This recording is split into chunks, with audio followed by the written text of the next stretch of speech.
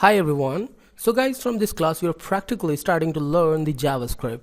Now you can see that there I just created the master course, about this folder already, but inside this there is a JS folder, and inside that what it is, the index. Okay, and if I just open this index, then you can see that I'm coming in a notepad++ and there the index.html. So guys, we are just making the file in the JavaScript, but why the format is .html, the extension is .html, because still we just need to work on the HTML, because JavaScript requires the HTML to work on, just like the CSS requires the HTML. By the way, almost every programming language needs the HTML to work on it, but the PHP, some languages like the PHP and the C# and EDC, some web languages like PHP, the most famous is the PHP, has its own format for some reasons, because HTML is static and the PHP needs the server-side support. HTML is not server-side basically, that's why. So by the way, how to create a file on JavaScript? First of all, you just need to create the HTML. As you can see, I'm doing that here and going inside this. And first of all, the head tag, then the body. All these things are almost same, as you can understand that. Now I'm going to the head tag, and there I'm just putting the title, cover the title, and just go inside and put the data for the title, and then just put the title whatever you want. For example, I'm just putting the Learn JavaScript, okay, by Shahzaib Kamal. You can type anything, whatever you prefer.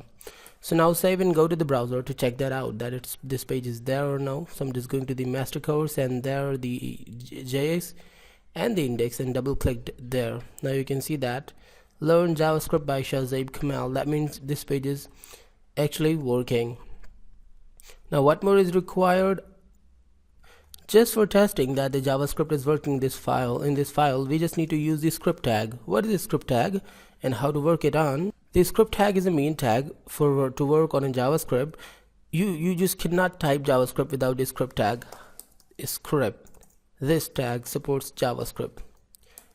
Now inside this tag, between the ending and starting and the ending tag, you can put the JavaScript coding. However you use the JavaScript, or you go through the jQuery, you just need to use the script tag. And then what I'm just gonna do here, I'm just start coding the JavaScript. So I'm adding the content using the JavaScript, okay, by the JavaScript. So if you just want to put the content using the JavaScript by the JavaScript, then you just need to put the document.write. The document is the object, and the write is a method.